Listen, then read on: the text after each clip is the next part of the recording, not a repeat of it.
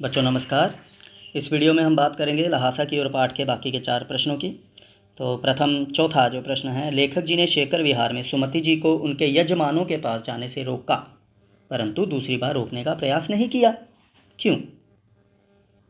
तो बच्चों यह उत्तर है, शेखर विहार में सुमति जी के बहुत से यजमान रहते थे जो उनसे यज्ञ वगैरह, जैसे हम यज्ञ कराते हैं, हम यजमान हुए ना, उनसे धार्मिक क्रियाकलाप कराते थे। तो जिनको वे गंडा बांटते थे, गंडा मंत्र फूंक कर बनाया गया गांठ युक्त कपड़ा। ठीक है बच्चों, ठीक है। तो वो उन्हें गंडा बांटते थे। इन गंडों को बांटने में अधिक समय लगता था, इसलिए लेखक जी ने सुमति जी को यजमानों के पास जाने से रोका। ठीक है। और दूसरा, उन्हें सामान भी ढोना पड़ता था उनके साथ। ठीक।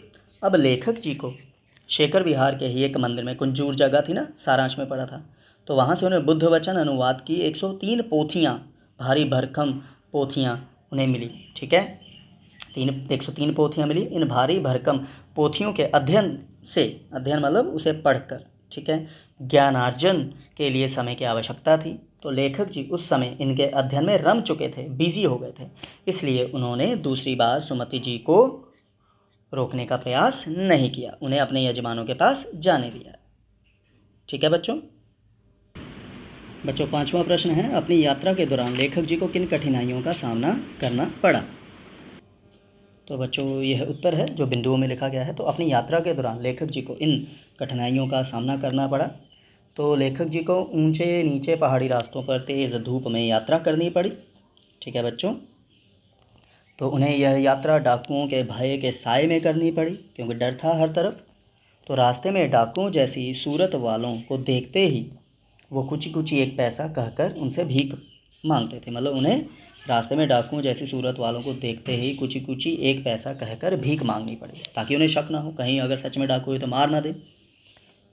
तो लेखक जी का घोड़ा सुस्त था, इसलिए वो साथियों से बिछड़ गए, और समय से ना पहुंच पाने के कारण उन्हें सुमति जी के गुस्से का सामना भी करना पड़ा। ये हमने सारांश में भी पढ़ा, पाठ पठन में भी। तो वापस आते समय उन्हें अपना सामान पीठ पर लाद कर यात्रा करनी पड़ी, और सबसे बड़ी बात, उन्हें भिखमंगों के वेश में यात्रा करनी पड़ी। ठीक है। तो ये विभिन्न कठिनाइयाँ थी जो उन्होंने तय करते हुए उस यात्रा को संपूर्ण किया। ठीक है बच्चों। बच्चों 6ठा प्रश्न है कि इस प्रस्तुत यात्रा वृत्तांत, ये यात्रा वृत्तांत है, इसके आधार पर बताएं कि उस समय का तिब्बती समाज कैसा था। अब जो मुझे दिखा वो मैं बता रहा हूँ। ठीक है बच्चों।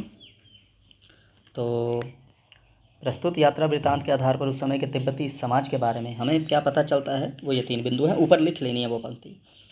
तो उस समय का जो तिब्बती समाज बहुत खुला था, ओपन माइंडेड, जिसमें ना जात पात, छुआछूत, ऊंच नीच ऐसी बातें नहीं थी।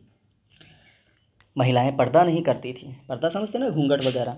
तो अपरिचितों को, महिलाएं जो थी अपरिचितों को भी चाय बनाकर दे दिया करती थी, अगर आगे उनका कोई जान पहचान वाला होता था।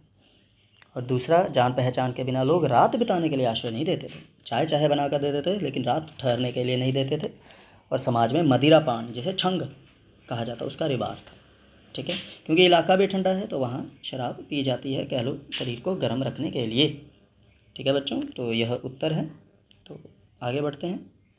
7वां उत्तर है कि मैं अब पुस्तकों के भीतर था। तो नीचे दिए गए विकल्पों में से कौन सा इस वाक्य का अर्थ बतलाता है? कि लेखक पुस्तकें पढ़ने में रम गए, लेखक पुस्तकों की शेल्फ के भीतर चले गए, लेखक के चारों ओर पुस्तकें थीं, या पुस्तक में लेखक जी का परिचय और चित्र छपा था। तो ये साफ समझ आ रहा है, पुस्तकों के भीतर थे, अर्थात लेखक पुस्तकें पढ़ने में रम गए, मतलब डूब गए, वो जो 103 पोथियाँ मिली थी उन्हें। ठीक है बच्चों, धन्यवाद।